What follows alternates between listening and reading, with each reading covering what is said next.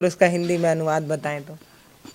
देखिए, जो है हम आपको एक कथा सुनाते हैं श्री रामचरितमानस का। भगवान राम से अगर कोई प्रेम तो सब करते हैं, लेकिन कोई सबसे ज़्यादा प्रेम करने वाला है तो वो माता कैकेयी है। लोग तो समझ नहीं पाते हैं, कहते हैं कि वो तो वन में भेज दी थी, वो कैसे प्रेम करती हैं।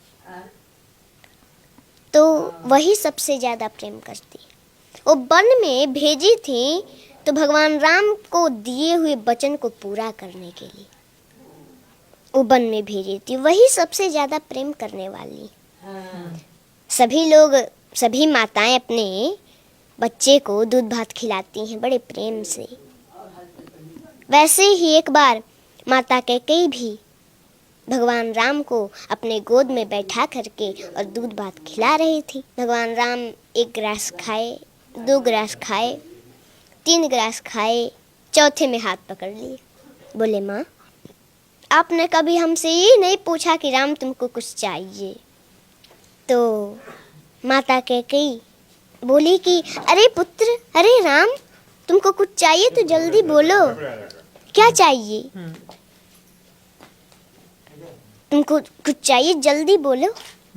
तुम्हें मांगने में देरी हो सकती है, मुझे देने में देरी नहीं हो सकती। भगवान राम बोले, माँ, पहले मेरी कसम खाओ कि जो मैं मांगूंगा वो दोगी। माता कैकेयी बोली, हाँ राम, मैं तेरा कसम खाती हूँ, जो तुम मांगोगे वो हम देंगे तुमको। मांगो, क्या चाहिए? भगवान राम बोले, माँ, लेकिन जो मैं मांगने जा रहा हूँ अगर वो आप दे दोगी तो संसार में कोई भी आपका नाम, अपने बच्ची का नाम नहीं रखेगा। तो कैकेयी माता बोली, मुझे मंजूर है राम, बताओ ना क्या चाहिए। मेरा नाम, अपनी बेटी का नाम कोई न रखे, ये मुझे मंजूर है। मेरा राम प्रसन्न रहे, इससे बढ़कर मेरे लिए और क्या हो सकता है। भगवान राम बोले, माँ,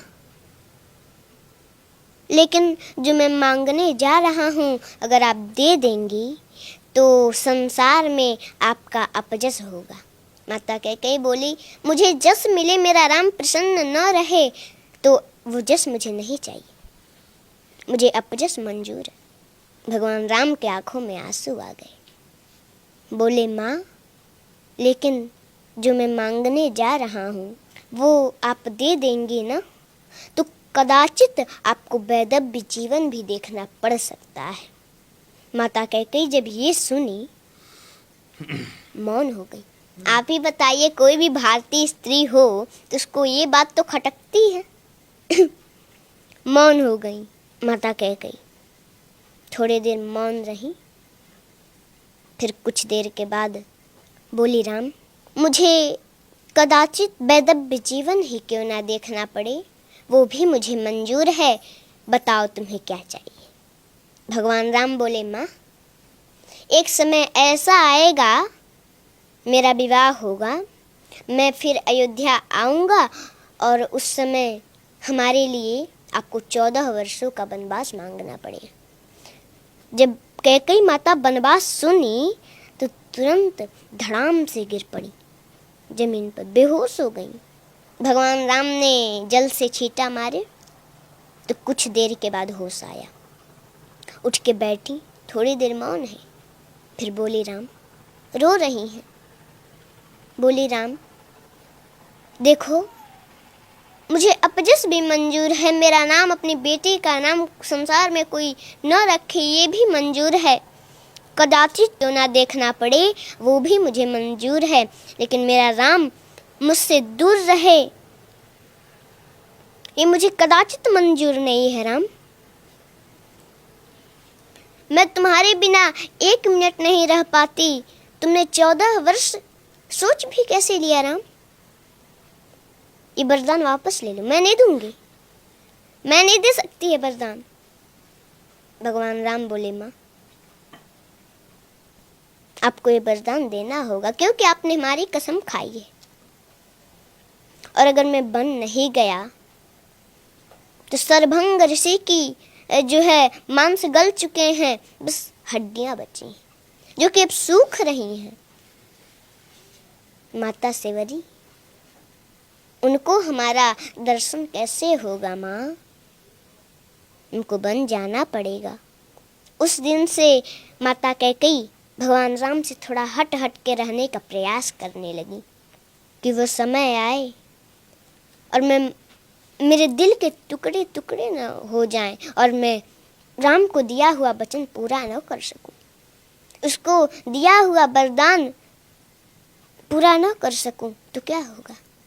थोड़ा हट हट के रहने का प्रयास करने लगी और वो समय आया, वरदान मांगी।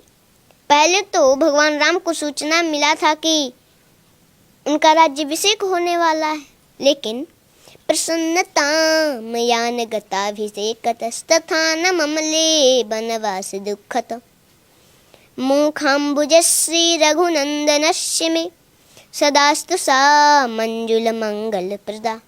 जब भगवान राम को ये सूचना मिली कि उनका राज्याभिषेक होने वाला है तो उनके मुख पर प्रसन्नता नहीं थी, लेकिन पुनः उसके अगले दिन उनको सूचना मिल गई कि 14 वर्षों का वनवास मिल गया, तो उनके मुख पर थोड़ा सा उदासी भी नहीं थी।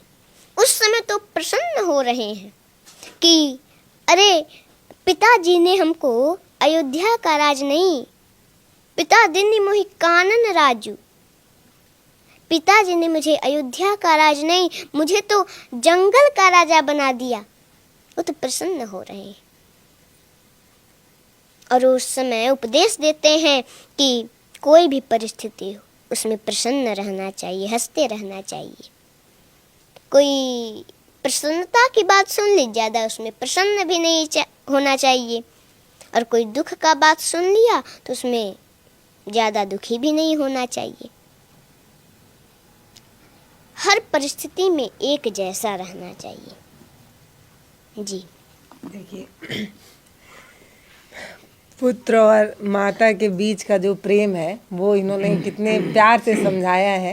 इतना इससे पहले भी कई बार राम कथा सुनी होगी, कई बार आपने मंचों पर सुनी होगी, मैंने भी सुनी है, टीवी में देखा है, कई बार मम्मी के साथ सत्संग जाना हुआ है, लेकिन इतना प्यार से आज तक कभी नहीं सुनी। इतने मधुर आवाज में कहाँ पे ठहराव देना है, कहाँ पर पिच गिराना है कि आप उस वाक्य से जुड़ पाएं, कहाँ पर पिच उठाकर हाई बोलना है, ये एक कला है।